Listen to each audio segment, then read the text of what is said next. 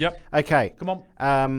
Arnold Schwarzenegger, did you watch his speech to Russia? Come with me if you want to live. Did you watch it? No, I didn't watch I actually bothered to watch it. it. Really? Yeah, I did. And what did Arnie have to say? Before Quick, I, get before to I the go chopper. there, I'll be back. I won't be back. So I was staggered to see today that a rabbi in Russia, apparently he's the second high rabbi in Russia. He's spoken out against the Nazification in Ukraine, and I think he's only maybe doing it in order to make sure that the Jews in Russia are not, attacked or coerced. Maybe by the not coerced. Russians? He's just being protective of his community. Here's a question. Well, here's something that I have these things going on in my brain with this whole Russia incursion into Ukraine. Yeah. Now, when you and I interviewed the Schwanz, I mean the official from the Russian embassy, right? Where was that, 4 weeks ago or 5 weeks ago? It was all about what was going on in the northeast corner of the country, how people who were culturally Russian were being persecuted by Ukrainians. In Donbass. In Donbass, which is northeast, yeah? East and northeast, yeah. East to northeast, right. So if that was your concern 4 weeks ago, what the hell are you doing bombing a port in the southwest of the country where you just have no business being? And why isn't anybody? Why aren't there real journalists? You know what? If you're a real journalist, feel free to call us up and tell us why you're not doing your job properly on 906-92087 to explain to me why the Russians are now in places they said they were never going to go. Do you remember in the Iraq War, Peter Arnett, was it? He was in one of the hotels in Baghdad, and he was reporting for what must have been CNN or whatever. Yeah, it got blown up. Did he get? He didn't get blown up. He lived, but he was reporting on the war from the middle of the war zone. Yeah, and they had footage and the whole works. It was quite extraordinary. Yep. I don't see any of that at the moment actually out of Ukraine. But it's not about what. I think it's more about what we're not seeing. I think it's because people don't care that much. I think it's more what we're not seeing, what we're not hearing, and what we haven't seen and haven't heard. Now, it's one thing for Putin to say, well, I'm going in to save these cultural Russians for Ukrainian Nazis, right? Yep. Invoking that phrase just puts a chill up everybody's spine.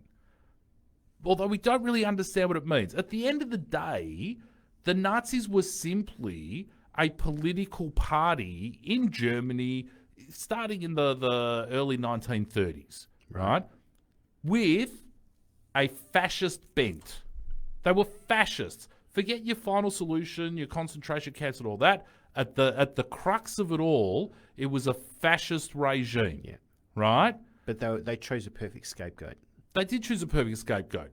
Now, if there is any evidence, if there has been any evidence of Ukrainian government-sanctioned death squads, as we've been told, operating in the Donbass area, why has nothing ever been brought before the United Nations before? Yeah, I think we asked that question to the consul, to the Russian, and he said, we brought. Why has Russia simply turned around to say anybody who is against us is at war with us, as opposed to trying to put together a coalition to fight the evil that they perceive to be in Ukraine? It's not even a toothless tiger anymore.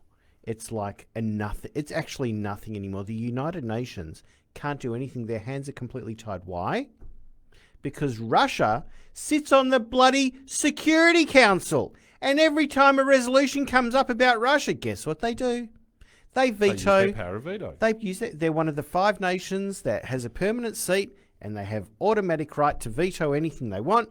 Out it goes. And they haven't talked about it at all in the United Nations. They've done nothing. Nothing. Nothing in the United Nations. It has become a useless, unproductive, pathetic organisation. The United Nations has been a moribund organisation for decades.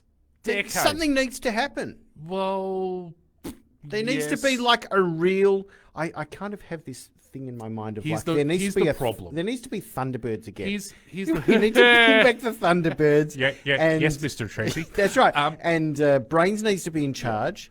The issue is And that Thunderbird many 2 years flies ago, in and so gets rid of the despots and flies out yeah, again. so the United Nations was born out of the League of Nations, Right. right? Which was set up by originally Woodrow Wilson. Okay. Oh, the League of Nations, right? Right, Yeah. the League of Nations was set up after World War One.